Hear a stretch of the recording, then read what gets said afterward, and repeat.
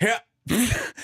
We're back live in another edition of The Drive on the Fan Sports Network, coming at you live 99.5 FM on your radio dial, on the app or YouTube page. Stream us live every single day on the YouTube page, the Fan Sports Network on YouTube. Be sure to hit that subscribe button.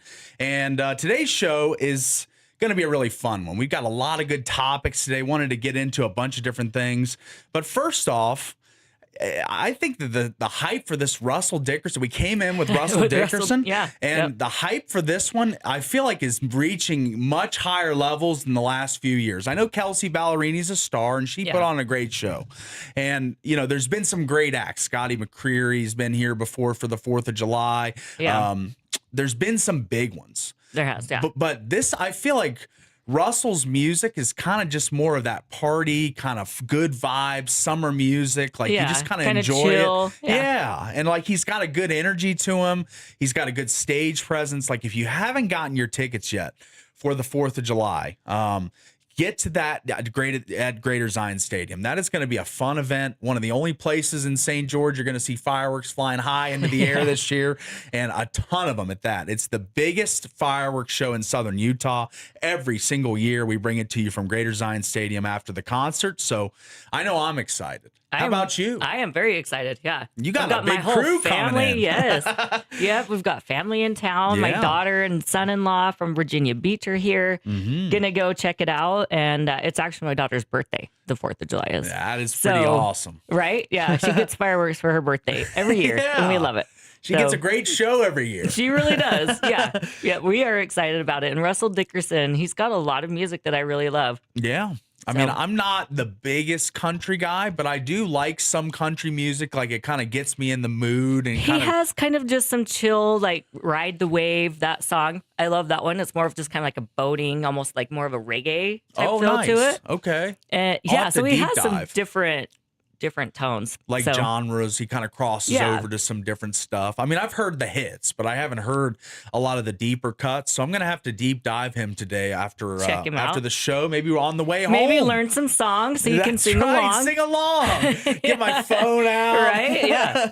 Now you're talking. That's right. But today's show and the best thing we saw from last night is brought to you today by Coral Canyon. It's fantastic. Get out and play great golf for a great price. Call for tee times, 435-688-1700. That's 435-688-1700 or at coralcanyongolf.com. Let's get to it. We got a couple good ones here to get into. It's time.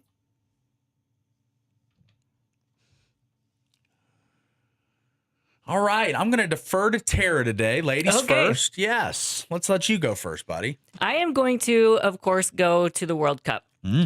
Yesterday was an incredible day. It was so good to have two matches go to extra kicks, or I don't know what they call it, the extra kicks, right? It went extra time, and then they'd go to they weren't penalty kicks. Kicks. I think they're just free kicks. Or something. Yeah, but to go to the kickoffs like that was so amazing. And then that Brazil, if anybody watched the Brazil game, for them to come back and beat Japan, which was heartbreaking. I was kind of shocked by how well Japan played, but for Brazil to just score that in the final minute, wasn't it? Yeah, it was very near the end of the game. Yeah.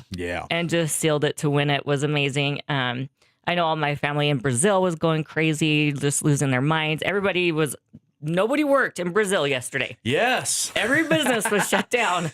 And they were just watching the World Cup. So I can confirm that. Yeah. I sent you my cousin who dates a Brazilian girl. They're down there for the World Cup festivities, kind of seeing how the locals take in the World Cup. It's probably Brazil's Super Bowl, as far as the event, like the World Cup. Yeah.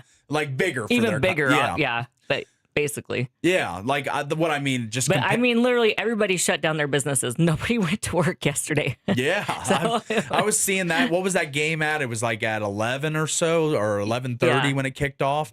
And my cousin sent me a video from it. It looked like a nightclub going full bore with the smoke machines and just all the craziness. Like once a goal went in, it was like a nightclub at like 11 a.m. Yeah. Like I was like, these guys love some football. Yeah, they do. Yeah. Yep, this is their thing. So that was really good. That was a great game. And then, like I said, for Paraguay and Germany, Paraguay to come back and win in the extra kicks, and then Morocco and Netherlands. So we had a great schedule of games yesterday. It was a great slate. It was a treat. Yeah. It really was. I mean, I enjoyed all three of those games. Starting with the Brazil game, I was really intrigued by Vinicius. As you know, I like him. Vinny Jr. is his nickname. He didn't score yesterday, but he had one of the nicest little passes. Not a breakaway. It was kind of a self-made breakaway. Yeah. Like there was two Japanese defenders right on him, and he just jukes out a few of them and squirts through the hole, and he's got a clear path to the goal, makes a nice little move and misses the shot, albeit, but he was electric to watch. 25 years old. I was really thrilled to watch him. There were some other guys that were really just amazing. The level of fitness that these guys have. That's another thing I've learned from watching this much soccer is these guys are constantly at a jog, at least a jog to a full sprint. And there's no walking really unless it's on the opposite side. You're far away from the ball. Like it just seems like the level of fitness required to be a world-class soccer player is probably up there with some of the toughest things to do in all of sports is to run the pitch for 90 plus minutes every game. Yeah, they've got to have some cardio for sure. Yeah, for sure is right. And I'm going to go for my best thing today to AJ DeBonza.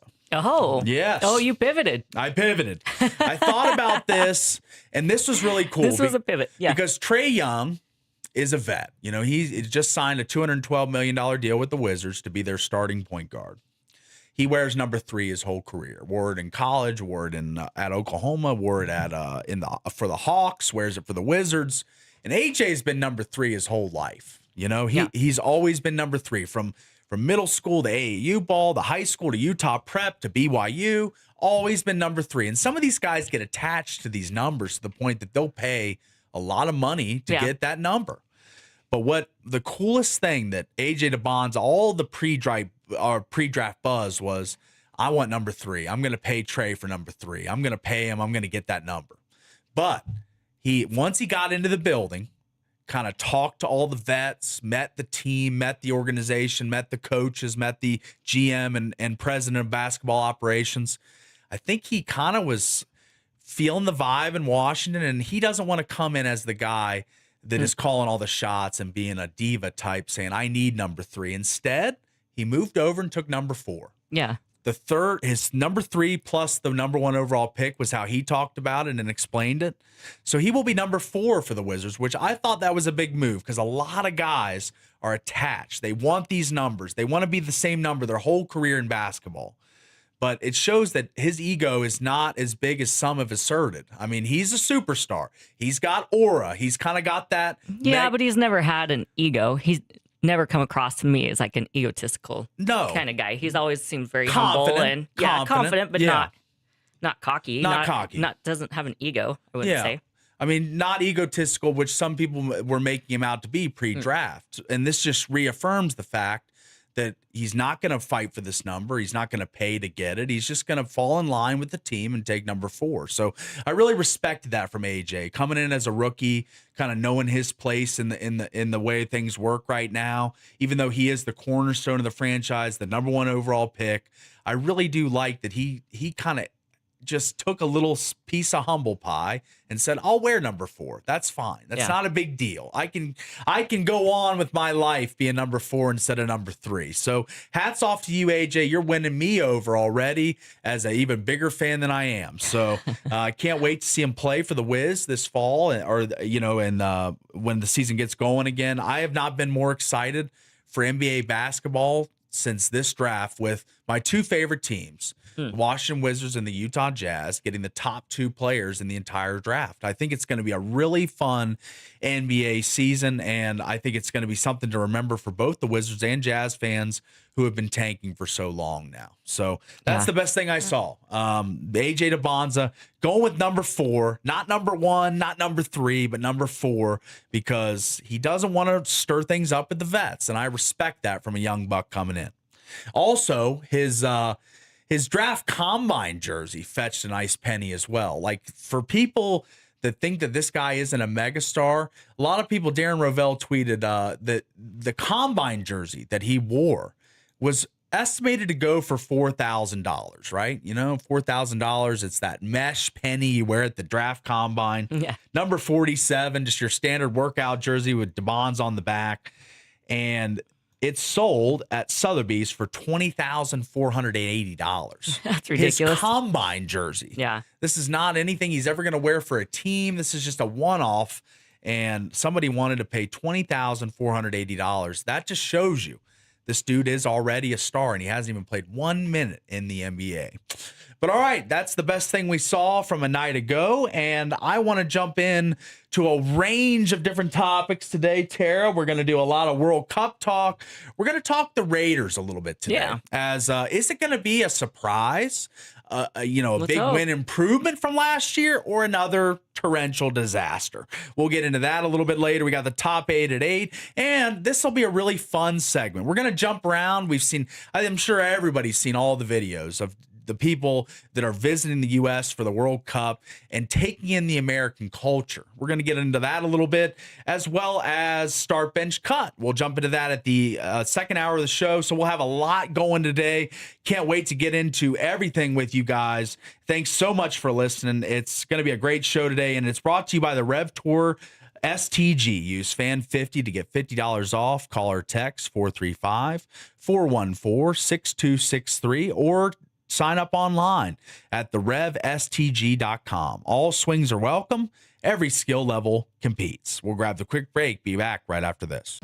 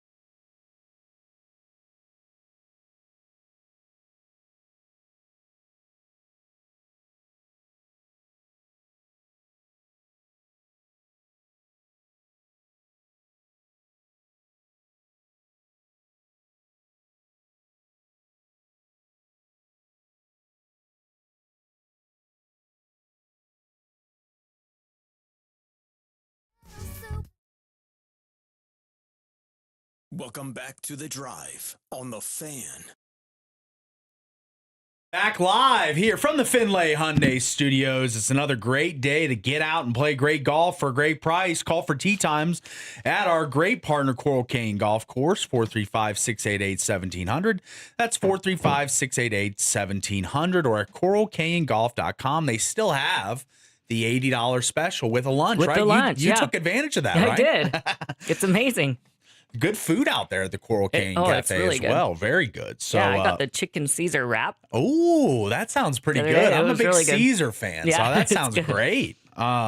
So if you'd like to get that special $80, 18 holes, range balls, a cart, and lunch, probably the best deal in golf going right now. Yeah, yep. Get a call out there to Coral Canyon, 435-688-1700. One last time for you. All right. We are going to get into a little Would You Rather World Cup edition.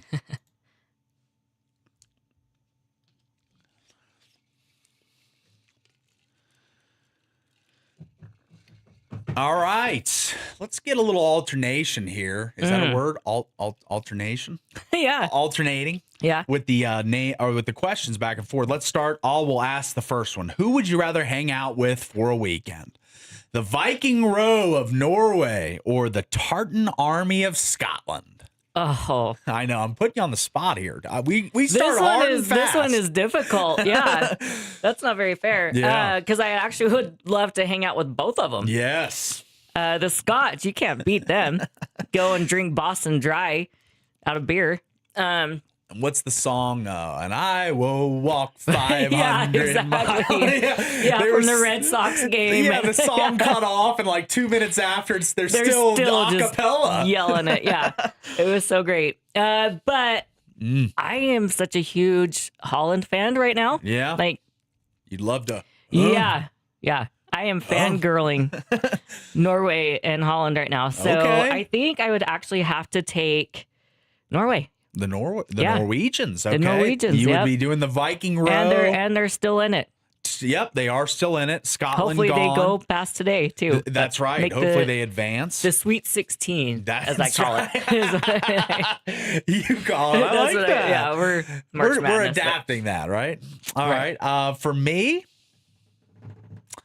I think I'd go with the Scots. They are They so seem cool. like a great group of people. Yeah. Just like really fun loving, just enjoying every minute of their time at the World Cup. I yeah. know it wasn't super long for the Right. Scots, didn't make it out of group play, but I think they left their mark on the American culture at the Red think Sox so. game and all the bars around town. Yep. I mean, there was They were rumors of them awesome. drinking bars dry of their beer and stuff. So, I mean, it is. They had a great time, and I think they would be really fun to hang with. So I'll They go. are. I'll go with the Scots. Okay. And the Yeah. Tartan Army. I wish I could do both because I do love the Scots. Yeah, they're awesome. And we do the Friendship Cup every year where they Yeah. come over and we do the scramble and fundraiser and stuff out at Coral Canyon, and they are just the best people ever. Really I love nice them. people. They are such great people. Yeah. So you're going with the But I am Norwegians. gonna go with Norway, yeah. I'm going to go with the Scots. All right. All right. Let's see. I've got one for you. All right. Okay. Would you rather, or who would be more impressive? Okay. Ronaldo playing and scoring in 6 World Cups, or Harry Kane becoming England's all-time leading goal scorer in World Cup play? That's a tough one. That is a very tough one. You don't think it's very tough. I think don't- you've got your side picked out, it looks like. I do, I yeah. can just tell from your face. Yeah. But for me, I don't know how to turn my face off.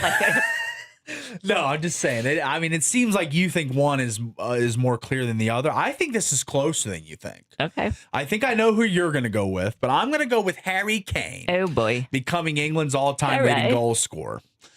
He started off group play hot. He had that 2-goal game. He had a header in the last game for a goal. I think he continues to create separation on the England all-time goal scoring list, the World Cup. He could be. He's one ahead now. I think by the end of this tournament, if England makes a run, he's going to be the focal point, the striker. So Yeah. I think he will continue to create more separation in the ranks among English goal scorers, which I think England, one of the best, countries at soccer, notably known for a long, long time, right? Yeah. I mean, they've won World Cups. They've been there, done that. The Argentina, one of my friends is a Brit. He's a big fan of England. And he's been telling me Harry's legacy depends on winning the World Cup. It doesn't matter how many goals he scores. He's got to win a World Cup. Yeah. And I agree with that. I do, But yeah. I still think becoming an all-time leading scorer for a country as big and as prominent at soccer as England, I think that's a big accomplishment. So I'm going to go with Harry Kane. Okay, do I need to remind you, though, of Kane just absolutely wrecking that dude's parlay for $800,000? Yeah, never had a shot. I mean, he had him for 2. He didn't even laid get a one. Goose, yeah. Big old goose egg. And that guy didn't cash out. Okay, Oh. but that's your boy. You stayed with that. I'm sticking with him. Okay. I'm sticking with him even though he busted that parlay, that guy. Yeah, he sure did. All right. Who you got? I am going to go with Ronaldo. All right.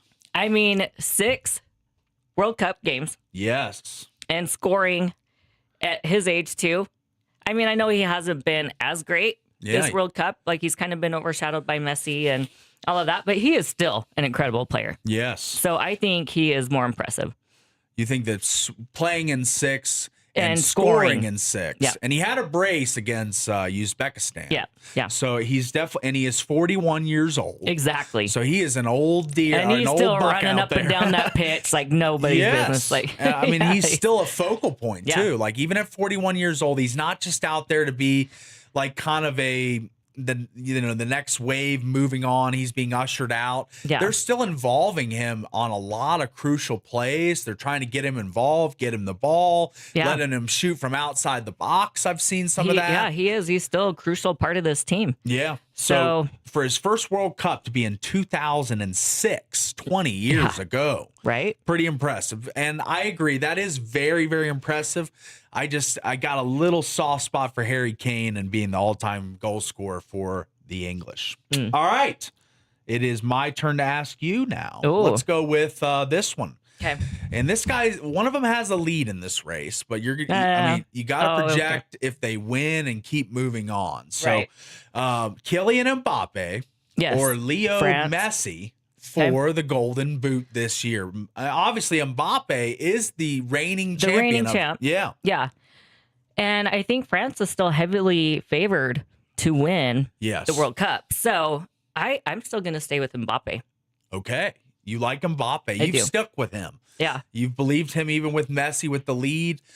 See, this one again, I'm going to have to disagree with you, I think. Messi with the 2-goal lead and his team obviously still looking to him to be kind of the Right. tone setter. The guy, I mean, he scored on a free kick last game on a slow dribbler, like a worm burner, and it Right. still went in. I mean, I just feel like this guy's foot is golden right now. I think he is destined to win the Golden Boot in his last ever World Cup at age 39. I just think that it's just the storybook ending. Sometimes in sports it happens. Yeah. Sometimes it doesn't. I mean, I get it. I mean, Argentina could lose the next game. I was going to say, you think they're going to go all the way? I mean, that's the thing. That's- France has the legs to go all the way. Yeah. Because it's not just the superstar power of Mbappe. Right. They've got Dembele and so many different A other bunch. stars. I mean, that dude just had a hat trick in the last I game. know, right? So I will go with Messi for this. I think Okay. there's so many guns on France that other guys are going to score. And I think Messi is still the tone setter and the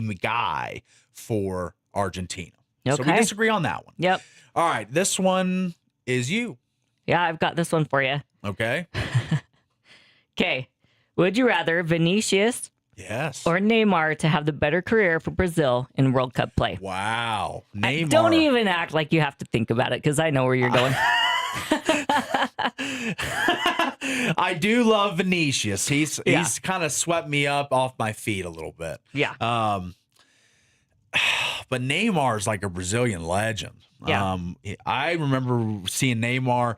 He was one of the first soccer athletes to ever sign with the Jordan brand. He would wear Jordan cleats. He was like, I always thought he was the coolest soccer player.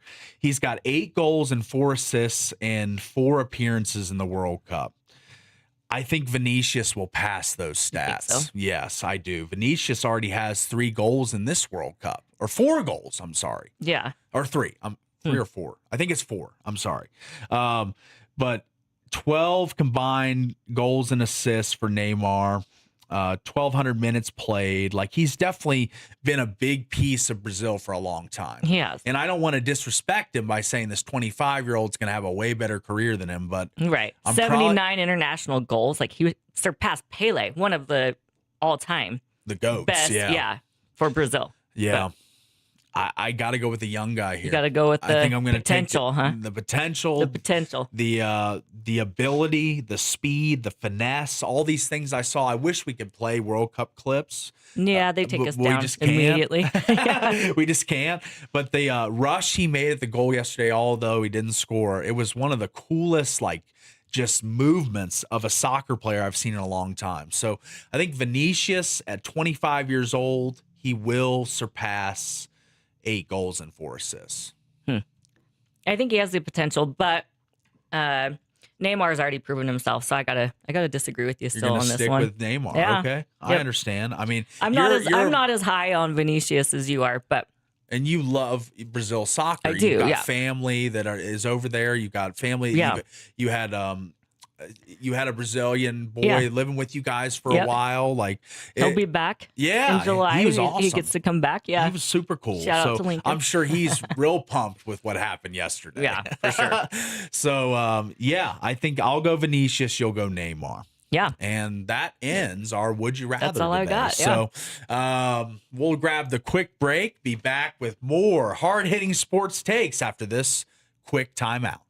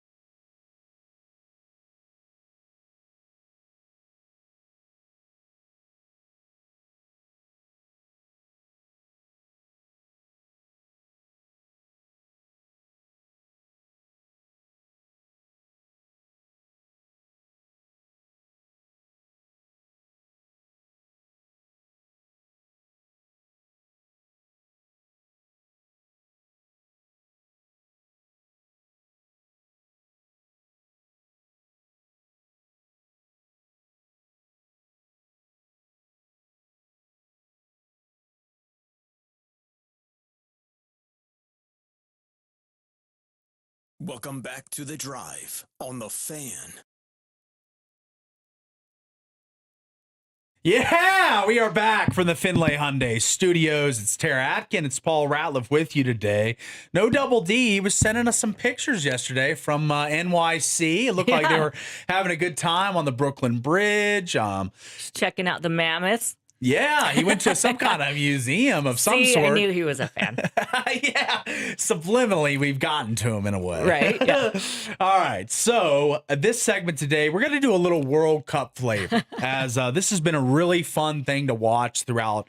I'm sure everybody at home who's scrolling at late at night or during the day or whenever you're on Instagram or Facebook, Twitter, whatever you're on. These videos have been coming up like crazy. So they're the best. This is the best stuff ever because this is stuff that these guys, they don't see on a day in, day out basis. So the first one we're going to go to is, this has been an iconic Japanese little, I don't know if he's a little boy or he's a little older than I think, and he just looks young, but he has tried Texas. I think he's an adult. He's okay. All right, he's just a little guy. All right, he's a little smaller, but he's a funny guy though, super funny. As he's tried Texas barbecue, he's tried all kinds of different fast foods, and this time he ended up at Whataburger. So, what would a Japanese tourist think of the burger chain that's big in the U.S., Whataburger? This is what he had to say and what he sounded like when he was eating it. Whoa!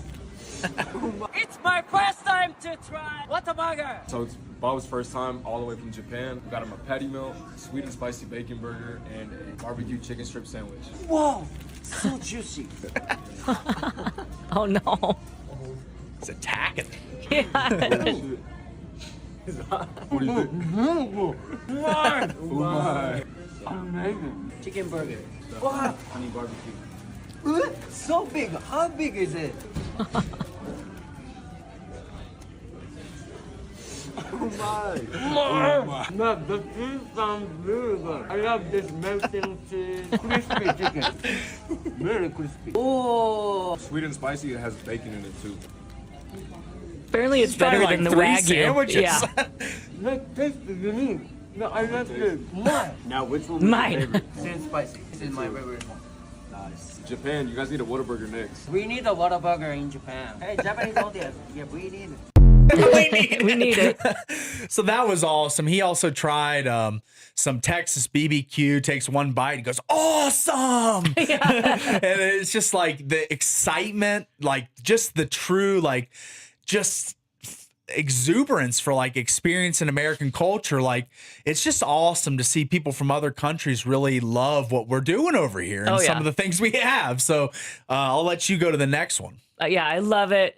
And this is one of the things that I love about sports. And that's why I hate to see when fans are like poor sports about it. Yeah. Because this is what sports does. It brings every culture, it brings everybody together. Yes. And that is the cool thing.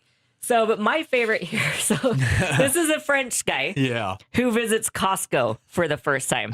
And I know everybody in St. George is like a huge Costco fan. Yes. Because it's always packed. They're jammed, both of them. I can never go anytime and not have it just completely filled with people. It's insane. So but this is what he had to say about Costco.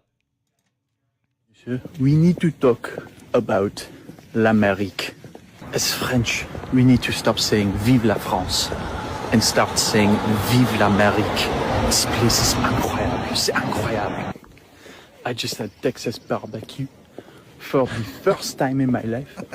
Poof. Better than any moment in my life. And I am married and have 2 kids. Even better than his you kids. have les crêpes, les petits pains au chocolat, les croissants. No, I give my left croissant for a Texas brisket. Don't even get me started on Costco. Costco is bigger than my village where I live. Whatever you want at Costco, it's there. You just show up and you could buy your whole life there.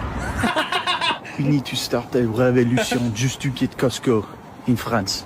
I will be the first one to say I will start a revolution to get a Costco. Les Italiens, les Italians, I'm sorry, but ranch makes pizza better than anything I've ever tasted. When you go to a restaurant, you leave a tip. It's because they're so nice. But my waitress, she came over and talked to us like we had known each other for years. It was like she wanted to be my best friend. And at the end, I felt stupid not to leave a tip. In France, they want to take up the tip of my head. Speaking about how nice and friendly these Americans are, I think in France, I can count on one hand how many people have smiled at me. Just normally, just smile, you know. I think my mother has smiled at me twice. Here, Even his own mother. This guy's a just going down the comedian. street, everybody says hi. Like, what do you want? What do you mean hi? What do you mean bonjour? Oh, hi. This is a normal road. It's awesome.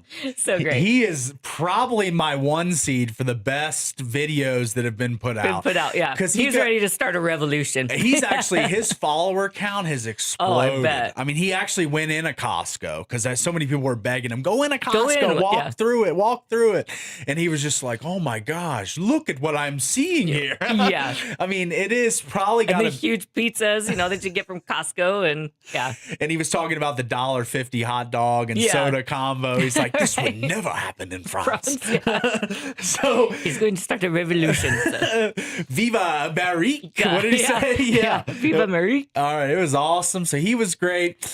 Next one we wanted to get to, as there's so many good ones in the World Cup realm right now.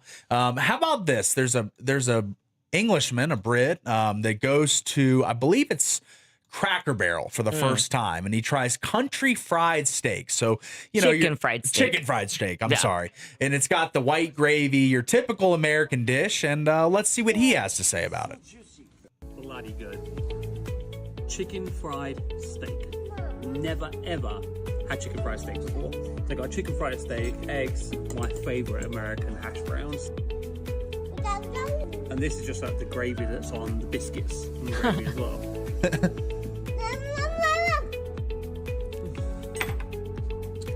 Pure ecstasy. Probably my best thing I've ever tried. Probably the best thing I've ever tried. Yeah, I don't know about that. Country fried steak at Yeah. Cracker Barrel. I mean, chicken fried Chicken fried steak. So he loves the food as well. So I mean, everyone it seems has found their haunt, like their place to go. Like whether it be barbecue or great Philly cheesesteaks. I've seen so many people doing the Philly cheesesteak, trying Delisandro's or Pat's or Geno's and just getting a cheesesteak as big as their head, and they're like, look how big this is. Like I think that shocked everybody too. Like just I think the our portions. yeah, they The have portion definitely size. been a little bit of a culture shock to most people. But Yeah. and we got one more, right? Yeah, this one was funny. This is he's asking a German what favorite food he had that he's going to take back with him from the States. Okay. So this is that. You think you'll take away from your visit here in the United States back to Germany? Ranch. I Ranch. love ranch. I taste it here and it's delicious. And I take 2 bottles with home.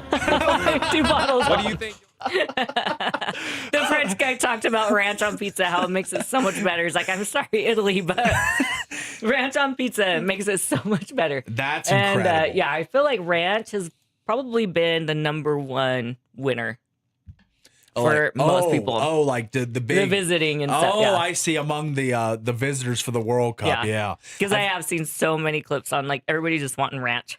Ranch, yeah. I mean, I wouldn't think as someone going, that's a condiment. It's not even a dish. No, but but- so many people love it on everything. It Everything. sounds like, yeah, Yeah. I mean, I put ranch on pizza from time to time. I mean, No. I don't really love it. I do it for the crust sometimes, just to dip the crust in Crusted, ranch. yeah. But I don't do the whole slice. Like I was seeing people dip whole slices in ranch, just Oh, yeah. eating it up. Like it's definitely been the condiment du jour for these Right. for these visitors for the World Cup. So Yeah. just wanted to give you guys some flavor on the World Cup today. It's been probably the best bridge to football season that I've had since doing radio. Yeah. This has filled so much of our time. It's given us something to watch, to enjoy, to take in every single day. Yeah. And all this extra elements on social media, the videos of people reviewing things and experiencing things. it just creates just good energy. It makes you kind of proud to be an American. I know we're close to the 4th, but there's so many people talking about how great it is to be here. And I think sometimes we lose sight of how awesome it is to be an American. I mean, the 4th of July coming up, and it's a patriotic time, and it's going to be awesome. The World Cup's still raging on, and we're going to get more of these videos. And the best thing is all of the host countries have made it through to the round of 32. So Canada, Mexico, and USA. Yeah, the Mexicans go tonight, right? Tonight, yes. That is going to be a fun game. It will be. Mexico and Ecuador, I think it's 7. 7, I think there's going to be a big watch party going on too at Wingnut. Yes, I've heard what about I've heard. this. Yeah. There's been rumblings. The rumor mill. Yes, there's the rumor mill is burning. Some rumblings. Churning and burning. All right.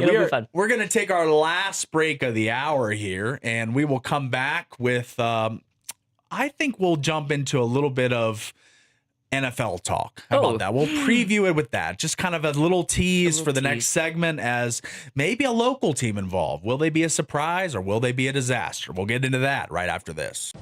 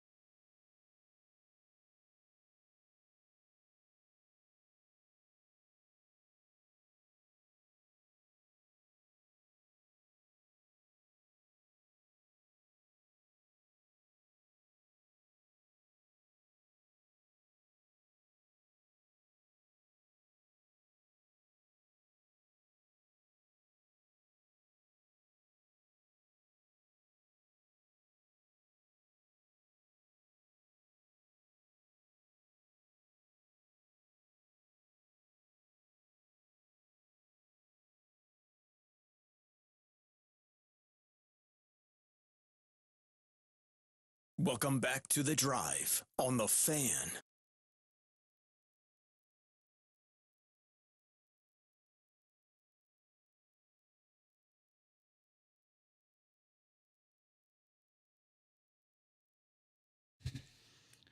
Back live here from the Finlay Hyundai Studios. It's been a great ride through the first hour on The Drive, and we're enjoying having you. Thanks for being with us today. Tara Atkin, Paul Ratliff guiding you through the coverage this week as Double D back east, enjoying himself in New York City and Boston, making the trips to some of the hotbeds back east. And so far had a great trip from what I've heard. So really enjoying it with the family. But I thought this was really cool too. As a new man has joined the Jazz family, and that's Darren Peterson, the number 2 overall pick. And I feel like this is one of the bigger, I said this to DJ and PK in the mornings on KSL The Zone. I asked him this question. Is Darren Peterson just an enigma? Does not anybody really know who this kid really is? Like, is he kind of mercurial? Is he just kind of aloof? Like, would you describe this kid? And he said he's a competitor. He's fierce. But we don't really know much about Darren Peterson off the court. He's always kind of been quiet. Yeah. He's a self-described antisocial loner. So the Jazz media team and social media team, I should say, did this kind of get to know you video with Darren Peterson, the newest Jazz man. Let's see. Let's get a couple questions and some hard hitters from DP. Darren Peterson here. What's up, Jazz Nation? This is your rapid fire. Favorite nickname? DP. Favorite album? Views. Pre-game meal? Pizza. Hype song? Views by Drake. Describe your game in one word. Buckets. Favorite animal? Shark. What's your fave way to score? 3. What's a skill that you would like to master outside of basketball? Dog training. Did you trade your dog this? Yeah, I got him potty trained and crate trained, but the obedience isn't going great, but I'm trying. Favorite movie? Interstellar.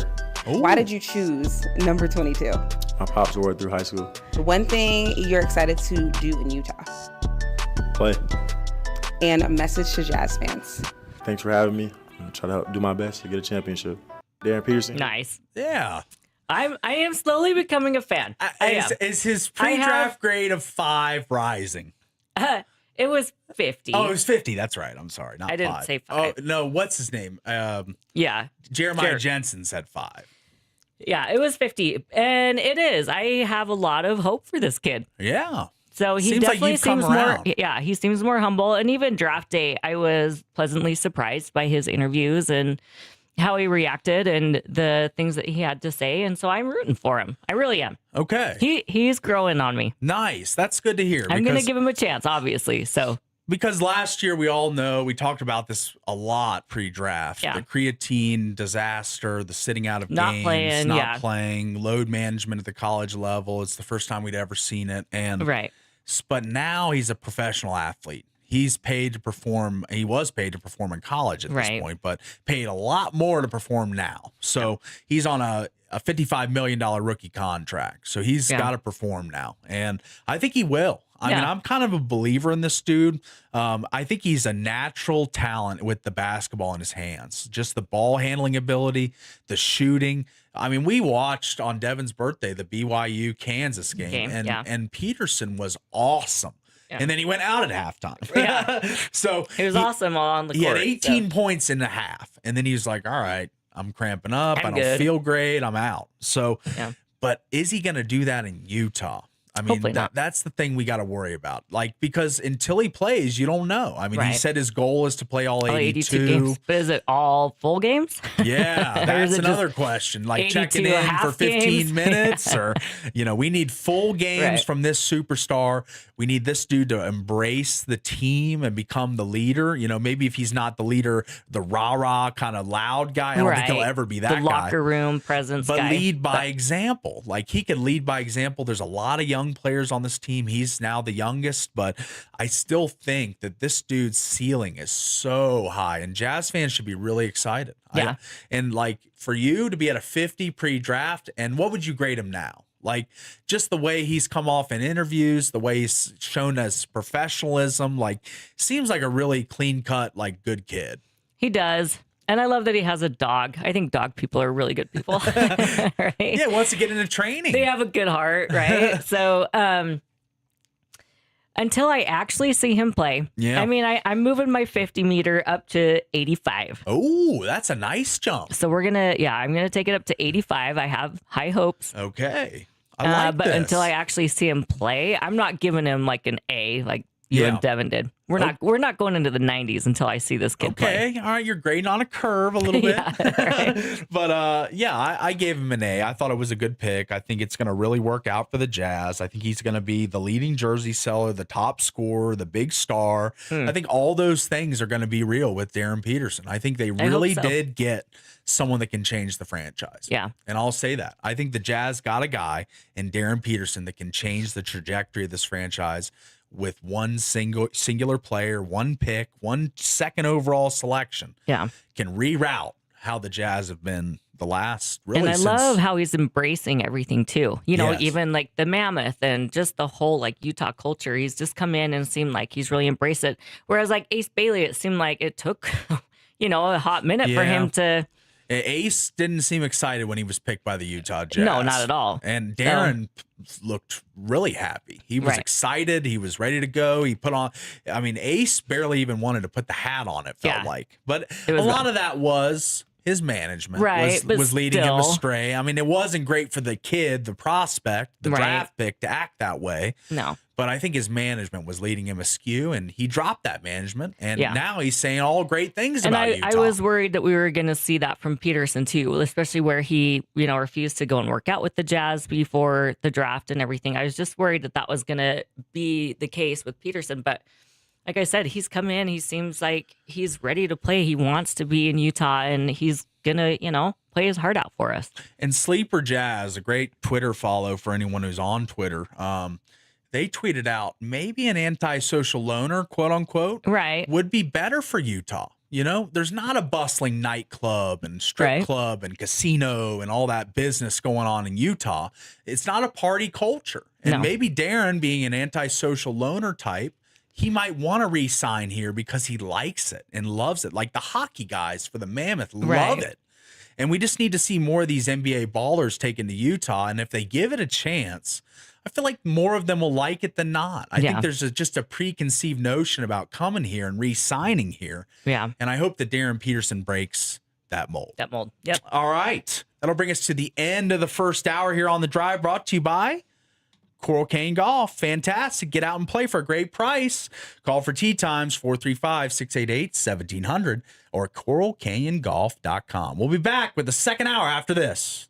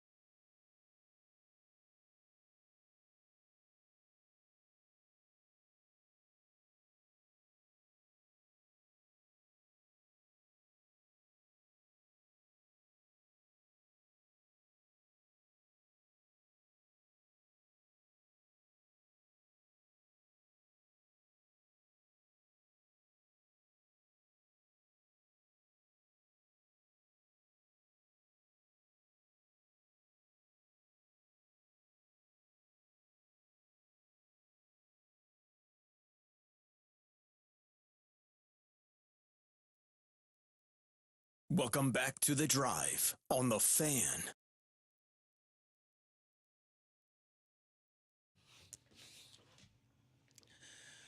Riding along on the drive on a Tuesday edition, really enjoying it, having a great time. Talked a lot of World Cup. It's been really fun taking in the soccer. I got to say, I've watched more soccer in this World Cup than I have probably in the last 20 years. It's been really enjoyable. And we got a big slate of games today. We're going to get into that inside of our top 8 at 8, and it starts right now.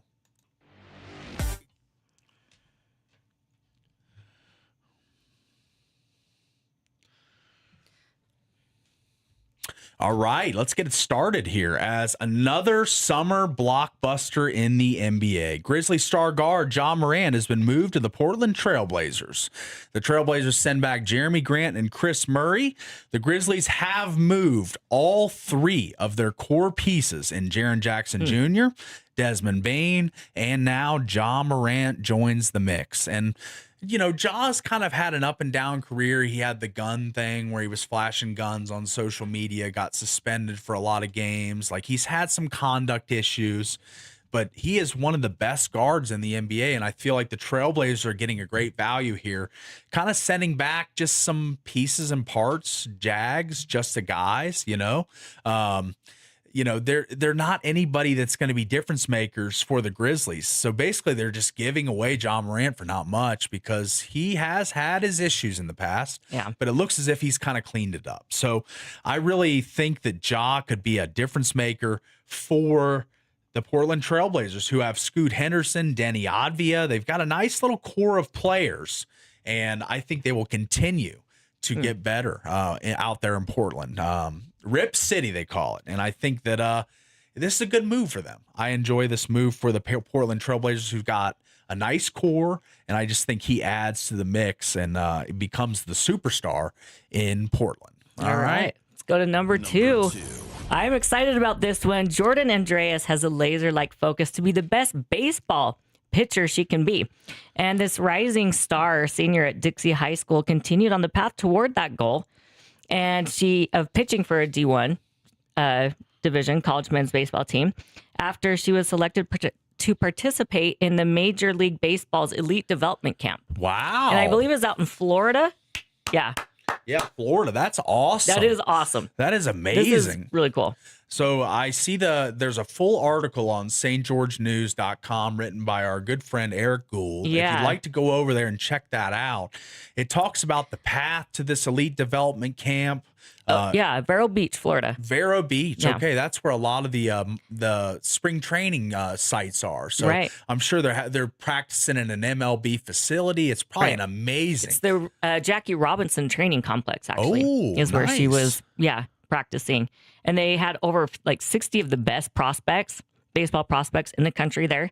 It was June 24th through the 26th. So we're a little late on this news, but I just found out about it, and I thought it was amazing. Oh, we got to shout her out. Right. One of Region 9 zones. Yeah. So what an awesome accomplishment that is for Jordan. And I think next season could be the big one for her. You know, she could be an ace of the staff for the Dixie Flyers and Chunner Nyberg. So that is probably should have been the top headline today. I don't know why I let Ja take the spot. Yeah, I don't know what you're doing there. That's okay. At least I got to take it. You did. You got to take it. Number 3. All right, let's go to the next one here as another big slate of World Cup action today. Let's go through the scores of yesterday and then get into what we got today. So Monday brought 3 games, exciting, thrilling matches as Brazil defeated Japan 2-1 in a thrilling late winner in the 90 plus 5 minutes of stoppage time. This game was headed to extra time. Less than 1 minute to go. That's right. Yeah. Amazing by the Brazilians. Martinelli, who scores the late winner to knock Japan out of the World Cup and advance Brazil to the Sweet 16, I'm calling it. And we're calling it, right? Yeah. The next game was the Germans and Paraguay facing off, and the Paraguay took an early lead in the 42nd minute, but Germany would respond. Havertz in the 54th minute with a header locked the game up at 1-1. Yeah. So then they play a ton of extra was incredible time. too. 30 minutes of extra time. I didn't know that it was that long. Yes. It's 2 15-minute periods. Yes. Yeah. I was unaware of that, and I was like, wow, this is going a long time. When are they going to stop? And then it hits 120. There's like another extra minute of when there was injuries or, stuff like that.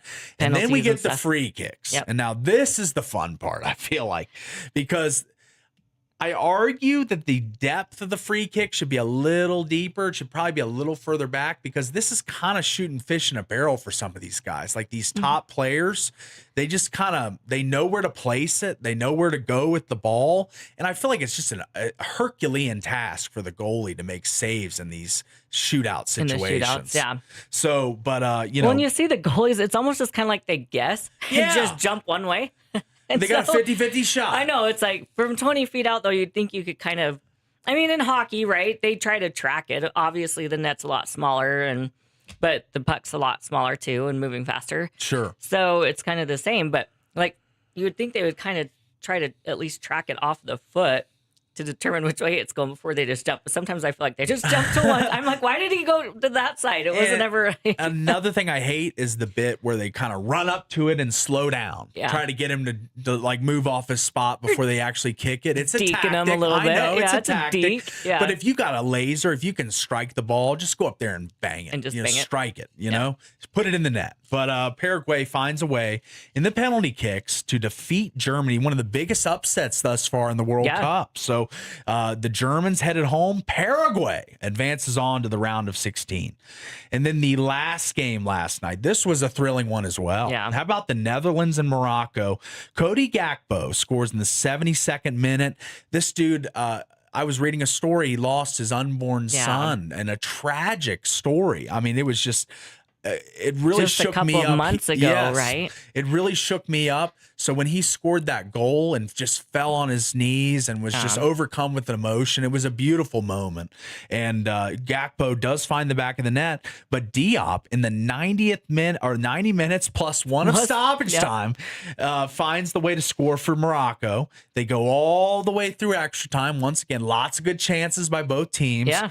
Then it goes to those free kicks once again. And man, Morocco finds a way. Another, I would say, upset. Netherlands, a top 10 team in their last 15 matches, 10 wins, 5 draws. They had not lost a game. Yeah.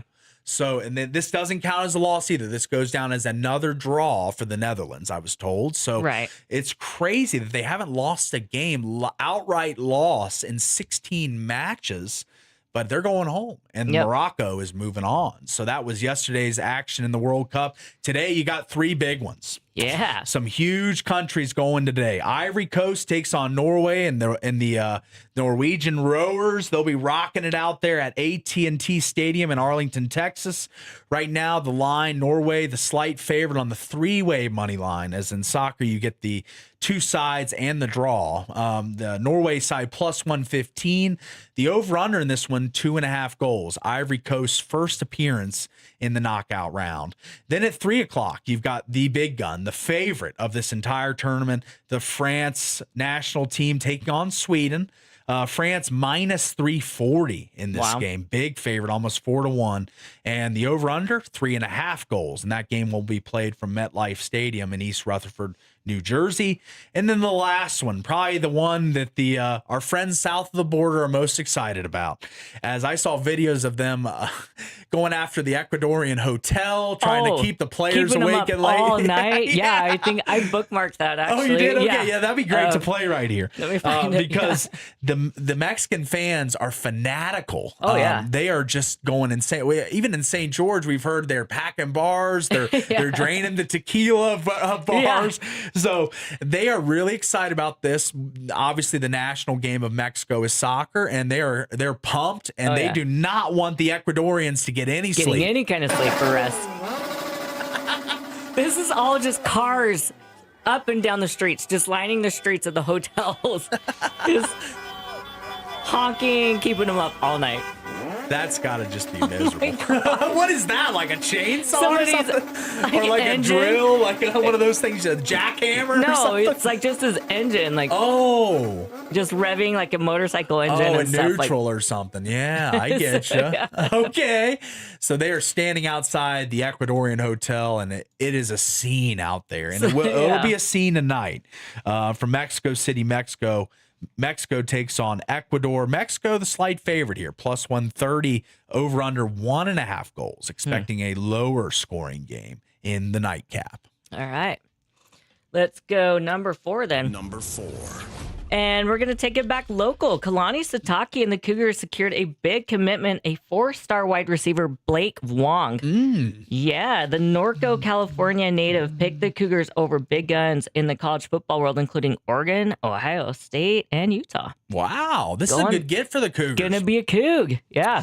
Yeah, I was checking out his 247 profile on Rivals, the composite, the On3. Yeah. And this is a consensus 4-star recruit.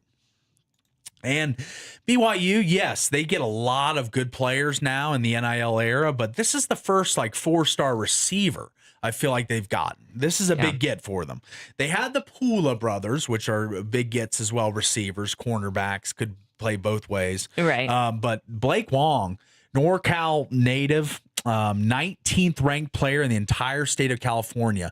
Tons of high schools, college, or JUCOs, all kinds of different factories in California. Yeah. For him to be the number 19 player and the number 36 receiver in the entire country. This is big. Pretty good get for Kalani and co there. Yeah. So they continue to bolster the reserves with studs. Obviously, we had so many guys considering BYU locally, and they've done a better job recruiting St. George, because I feel like Brock Harris is big to go up there, for St. George, because that means I saw Sitake, the staff down in St. George all the time. Yeah. I feel like we could start sending more players to BYU, more high-level players that we have down here in Region 9. But this one is a NorCal native, a 90 overall in the 247 composite, and he is headed off to Provo to join the BYU Cougars. All right. Number 5. 5 here, former NBA players Malik Beasley and Ed I hate these stories. Yeah. And an NBA agent are among 6 defendants indicted Monday on charges related to an alleged sports gambling scheme Here we go. that targeted at least 4 games during the 23-24 season, according to a federal indictment released Monday. There's wiretap stuff. There's a lot of text messages they've recovered. This is going to get really ugly. I think Malik Beasley will probably be headed to prison. Most likely, because this was multiple games. A lot of money was won by his consortium and his crew of people. And Ed Davis, hadn't heard his name in NBA circles in a while. Big man out of North Carolina, a bench player. But even bench players can affect games and move numbers and point shave and all the things that are happening nowadays. Yeah. And I feel like it's happening more in the NBA than any other league. Because they have more control. Once you get the ball in your hands, you can do whatever you need to do to shave points, to cheat the game, the integrity of the game. So this is yet another story in the realm of sports gambling affecting the integrity of the game. So I hate seeing these headlines, and they're just cropping up more and more often. So yeah. All right, let's move on. Number 6. Victor Hovland got the validation he needed Monday that his game was on track again and a whole lot more. He beat Scotty Scheffler, which I called, in you a playoff. did. Hey. Hey, that's all. Yeah, thank you. At the Travelers Championship, he had both parents from Norway watch him for the first time and even did the row with all of our awesome Norwegian soccer fans who cheered him all the way to the end, and the other fellow Norwegian. Yeah, this was an awesome story. We kind of played the winning putt yesterday. It happened I was trying during. to find that again, but I'm not. It happened during our show window, so we didn't really talk much about Victor Hovland winning the Travelers. And this was a big, big W for Victor, who'd kind of been struggling a little bit on the PGA Tour, like not a lot of top 20s, top 10s. So I was really impressed with his fan base. Obviously, the Norwegians cranking the row, and I even see a video of him after he won where he's sitting with them all rowing. This is incredible. He's got the flag draped around his neck, and he's just rowing with all the fans right after he wins the Travelers Championship. This is incredible here that these soccer fans have bled into golf. Yeah. They need the drum, though. They do need the drum.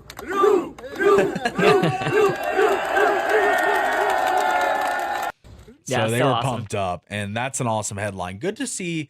I'm not a Scheffler really like hater or fan. I'm kind of just in the middle with him. He's not really likable or dislikable to me. He's kind of just in the middle. Okay. So I kind of like Hovland, and I think I like seeing him win the Travelers. So that was a good headline. Awesome selection there.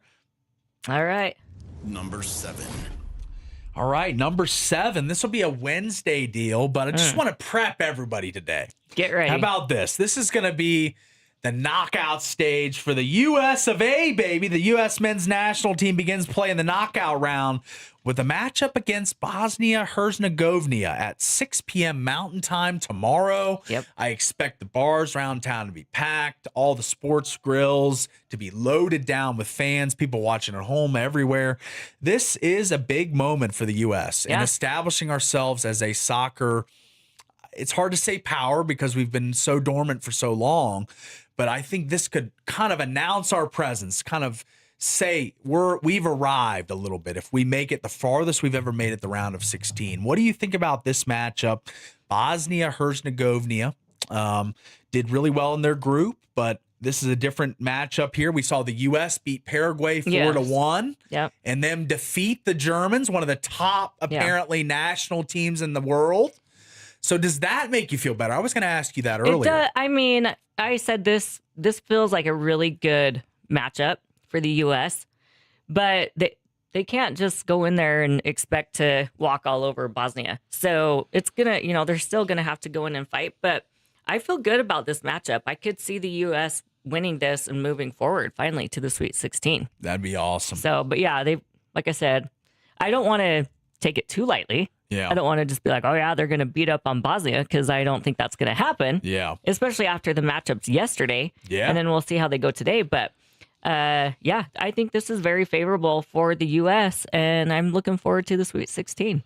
Yeah, me too. I'm really excited for what's going to happen in the next round. I think this is going to be a really compelling game. Obviously, both these teams are fighting to stay alive. We're not in group play anymore. So this is all the elimination. marbles. Yes. Yep. So we definitely need to continue to progress and become more of a soccer power. But we've got stars now. We've got players that are producing. We beat Paraguay 4-1. That, for me, I asked you that question if it makes you feel better. It makes me feel better. So in USA, let's go, baby. Yeah. Wednesday night, 6 p.m. Exactly. Oh, okay. We got how many more? One more. Yep. I'm going to. Number 8. Walker Kessler plans to test free agency and meet with multiple teams. And I'm seeing this report. It's not letting me pull it up, though. Yeah, it's from Tony Jones of The Athletic. He's very, very reputable, normally right on with all his NBA information. Yeah. So I'd expect this to be the truth. I don't see him being able to be a Jazz man. I think that he wants to get out of Utah, despite his Instagram posts, despite what we've heard. Yeah. I think that the Jazz are somewhat undervaluing him in his eyes, even though he is probably being paid better than market value for his production. Right. He's been a guy that's been hurt. He averages less than 10 points a game. Like, he's young. I understand he has a high ceiling, but at the same time, like, doesn't production matter for something anymore? I mean, you got to produce before you get the big payday. So looks like he's going to be a restricted free agent. He's going to take offer sheets. And if someone beats the Jazz's offer to the point they don't want to match, Walker walks. So we will see if we will see if Walker Kessler is back in the mix, and we'll keep you updated to the latest with that going forward. But that is your top 8 at 8 today. It's brought to you today by a great number of local partners, including Prime IV, PrimeIVSTG.com. So book an appointment June 28th through July 3rd only. Bring a friend in and receive IV therapy, and you'll each get a glutathione push. How about that? $45 value for both of you, plus all vitamin injections are 50% off for a limited time. Whether you're recovering from travel, gearing up for summer fun, or just wanting to feel your best, Prime IV has you covered. Call 435-522-5005. We're going to grab the quick break. Be back with more hard-hitting takes right after this.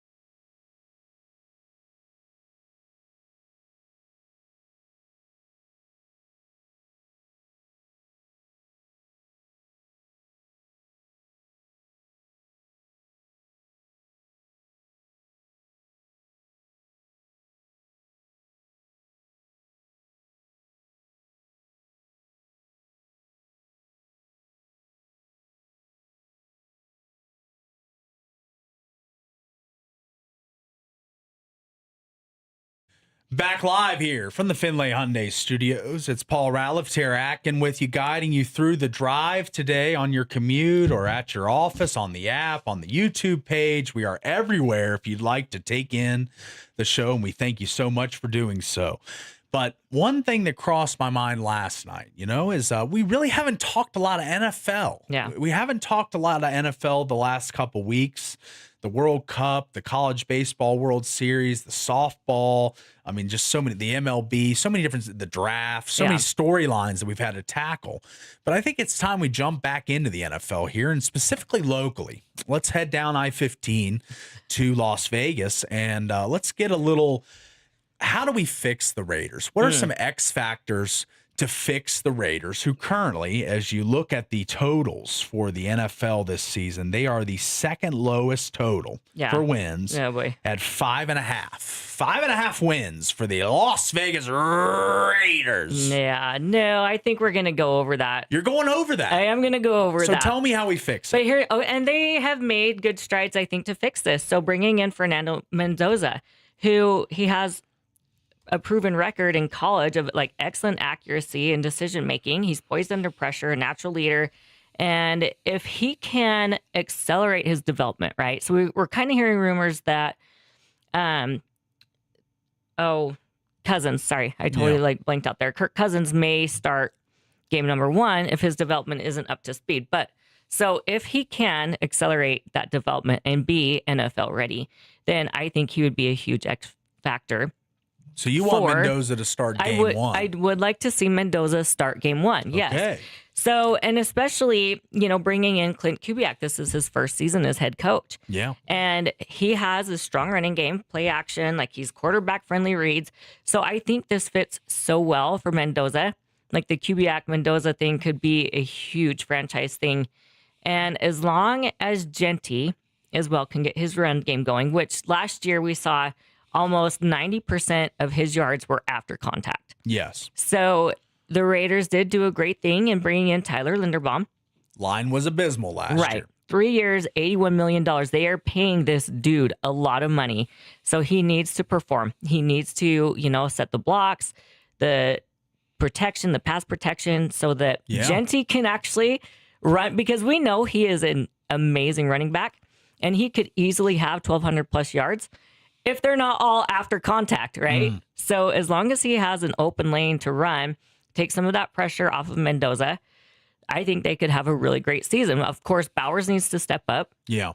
So he needs to become a great tight end and be healthy. And then you still have Crosby. We need him back in, defensive player of the year form. And it sounds like he's bought back in. I think after the failed trade to the Ravens, all the the physical was failed according to Baltimore. Right. Seems like they had a little buyer's remorse. I don't know if they really just wanted to rescind the trade or not. It seemed like they looked at his health record or something, and it was kind of the smoke around that he wasn't ready. It seems kind of shaky by the Ravens. I think teams will be very hesitant to trade with them in the future with the way they handled the Crosby deal. Out. Yeah. But one man's trash is another man's treasure, and the Raiders. He is our treasure. He is your treasure. The Raiders love Crosby. He is an absolute apple of the eye of Raiders fans. Probably the number 1 jersey is 98 that you see out there. Right. He is the fan favorite. So I love him. He's my favorite defensive player in the NFL right now. He plays with such reckless abandon. Yeah. I'm not even a Raiders fan, and I've thought about getting a 98 just because I love the dude. I love his past. He's had a history with substances abuse and overcoming that and becoming an all-pro football player. Right. So I think he leads the defense. You definitely need more pieces there, though. I would argue you've said a lot about the offense. Linderbaum, Genty, Mendoza. Right. I agree. Those guys got to be great.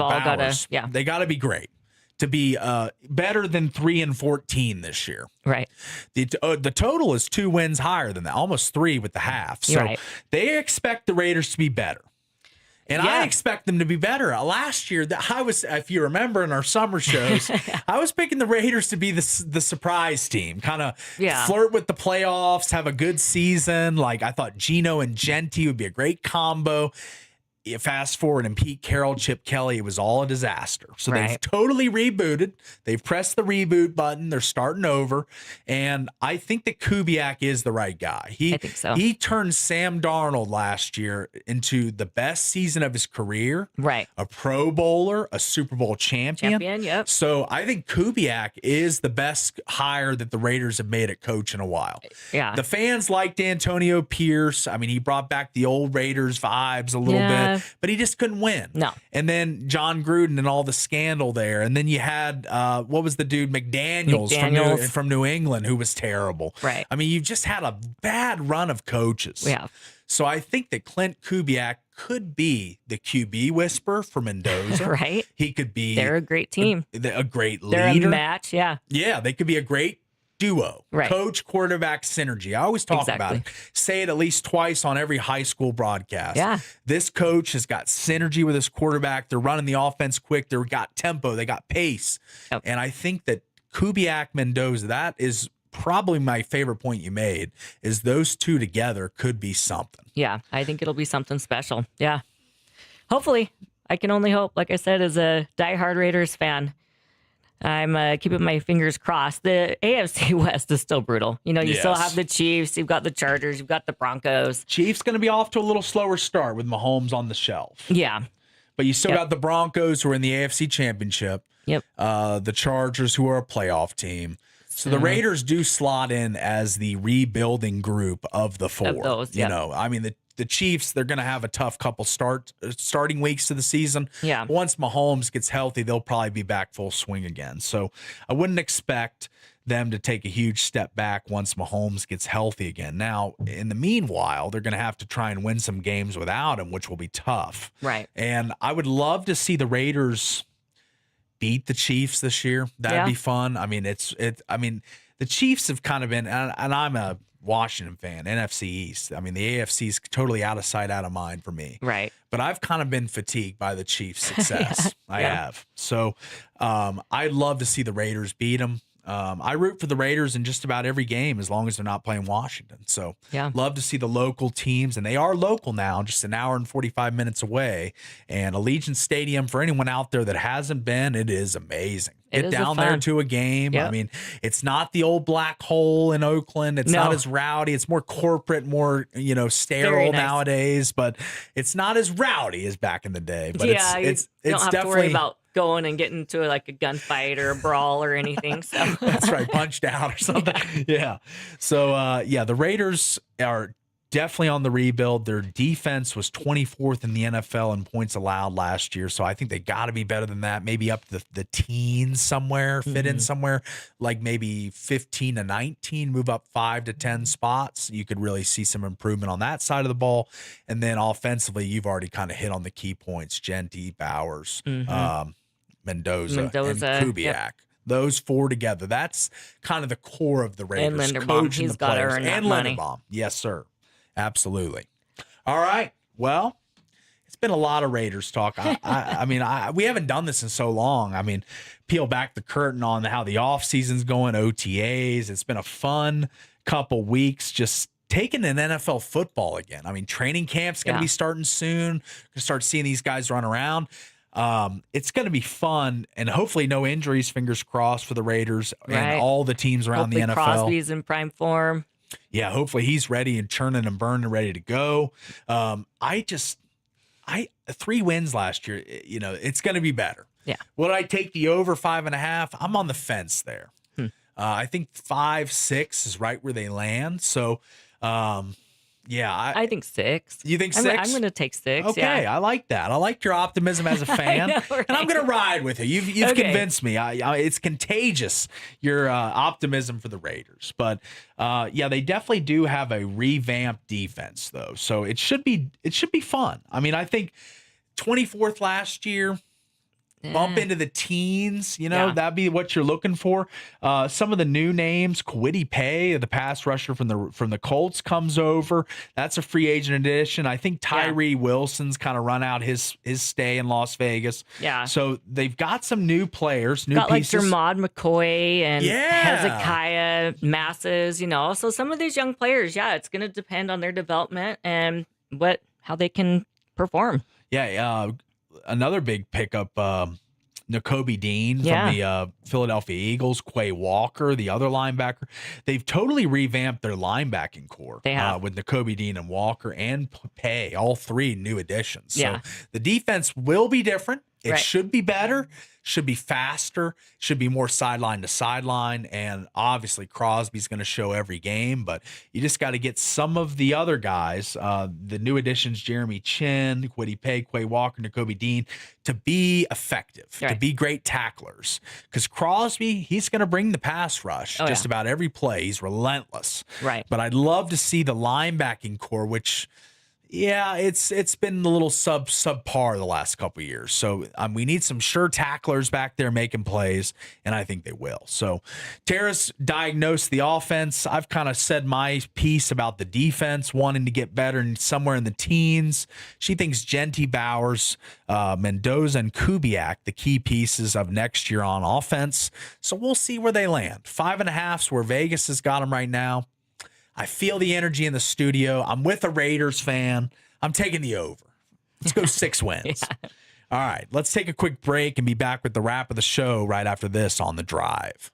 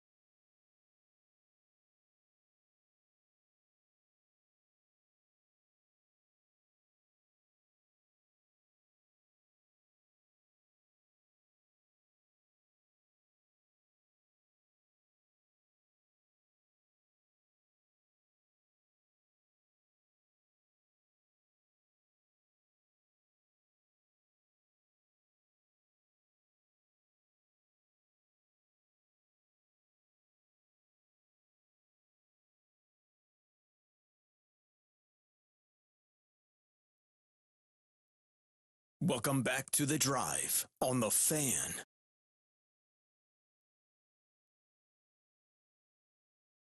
Wow, this is a good one.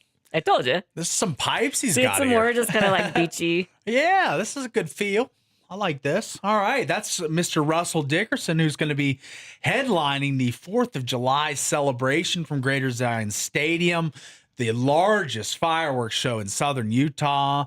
Russell Dickerson, country music megastar, going to be doing his set. It's going to be an awesome show.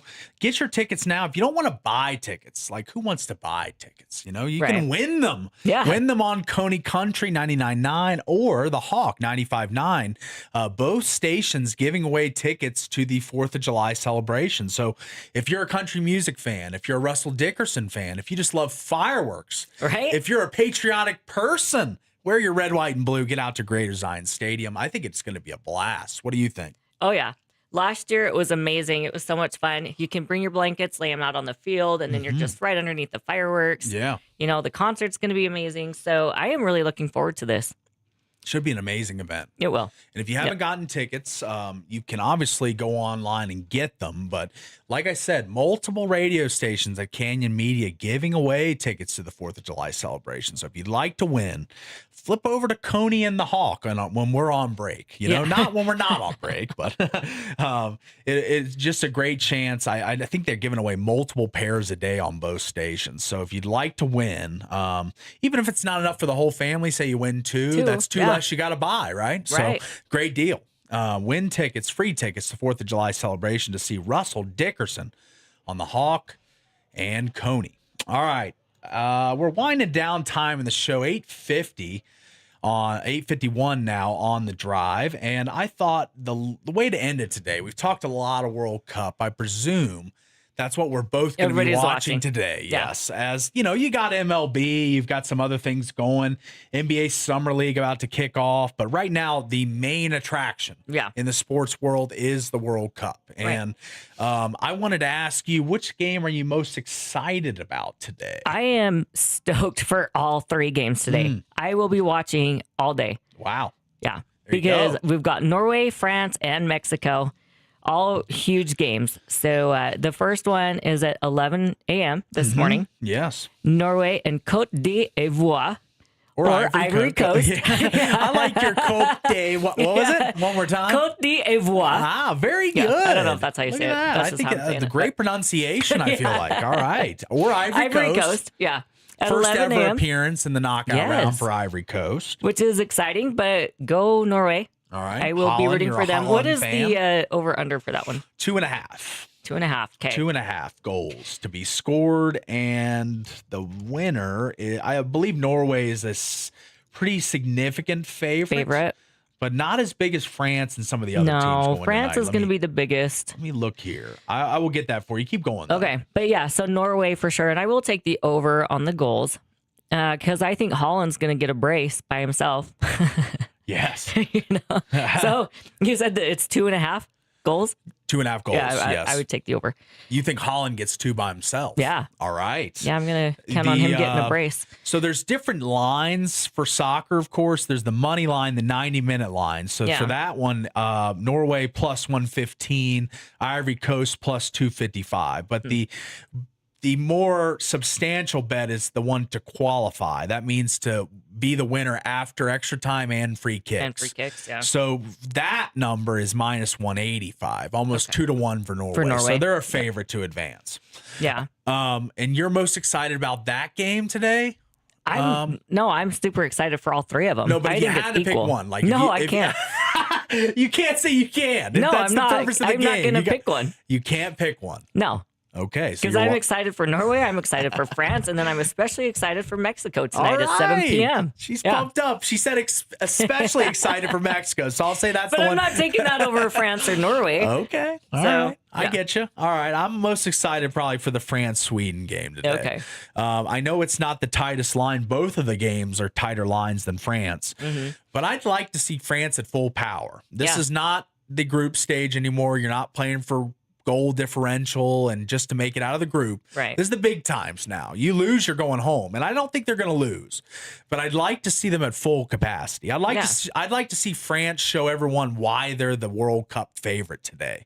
So that will be what I've got my eye on, is does France look like the top dog? Or is there others that are impressive? I mean, I've seen a lot of teams that I'm like, yeah, I mean, they're really, really good, but could they beat France? That's kind of been my mentality, is like, I think France is kind of the one to beat. Yes. Like, who could actually beat them? Yes, they're kind of the juggernaut in this year's World Cup, I feel like.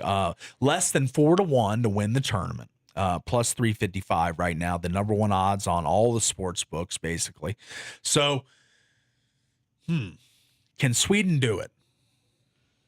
That's the question. France to, like I was just saying, to qualify. I think it'll be the upset of all time. Okay. If France gets knocked out in the 32. Okay. Yeah, that would be a huge upset to qualify minus 800. Yeah. 8-1 to qualify to, and the money line, 90-minute money line is minus 340. So they're a very big favorite. So, but I'd like to see them at full capacity. I'd like to see them at the peak of their powers, making plays, shooting through balls, the quick forwards they have, their goalie playing great behind them. I've been intrigued by the French. So, and then the last one, Mexico, Ecuador. I think that one will be fun. I think locally that one will be super fun. Right.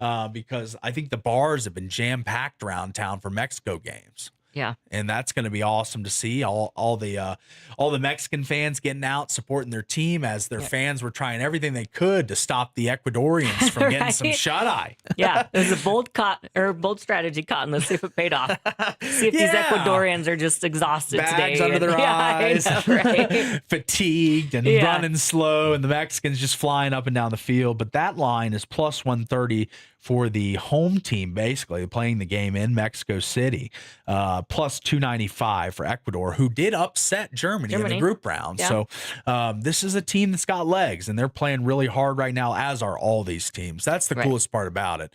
It's like Olympic hockey, Olympic basketball. They're playing for country. They're not really playing for themselves or their Premier League team or the name on the front or the name on the back of the jersey. They're playing for the name on the front. And that's the most important thing about the World Cup. So, and then it brings all the nations together, like you were mentioning earlier in the show. That's a cool element as well. So 3 games to watch, 11, 3, and 7. So you're telling me you're going to be on the couch from 11 to... I actually am. Nice. I'm going to leave my couch about maybe 6-ish, 6:30-ish, go down to Wingnuts. There you go. Be there for the Mexico game for a little bit, and then and then I'll be back on my couch finishing it off, or maybe in my hot tub. I don't know. Nice. You can relocate if you'd like. Right, yeah. You got a TV out there, right? I got to get to bed kind of early. We've got the show again in the morning, so the show can can't wait. Hot tub in the World Cup. Let it happen, buddy. Right? All right. Well, show on the bird tomorrow. Well, he's gone, What does he know? He knows we did a show, maybe. I'm just kidding. We'll be here tomorrow. So, all right, 3 games in the World Cup. You got all, other sports action, but I feel like all eyes right now on soccer, as it is the world's game for sure. Maybe not the number one game in the United States, but we've really adopted it and loved it during this World Cup run. I've seen more fervent fandom for World Cup soccer than a lot of teams are for their professional sports teams. So it's been awesome seeing the country get behind the U.S. men's national team. And currently, after all those teams fall, the U.S., who was before the tournament 80-1, 80-1, not really thought of as having much of a shot to do anything of volume in this World Cup. I want to tell you now that this is crazy how much the future on the U.S. has risen. It went from 80-1 to 30-1, almost, a ton, 50 point margin there. So it's crazy. Right now, this top favorites: France, Argentina, Spain, and England. Those are your top 4. Right. Brazil on the 5th team on the outside looking in. Portugal, Morocco, then the US of A right there at 30-1. So better odds than Norway. How about that? That's kind of crazy. That is very crazy. So because they've got a ton of studs. And I was surprised by that yesterday too. It was like, where's Norway? They're like not even in the top 10 or whatever. But Could be your sleeper. Right? Ride Holland They're to going to be my finish. sleeper. Yeah. You think they make it to the Sweet 16 today? For sure. Okay. Yeah. All right. I do think so. You think they advance, and I think they advance too. I got a feeling They that better. that Holland will be around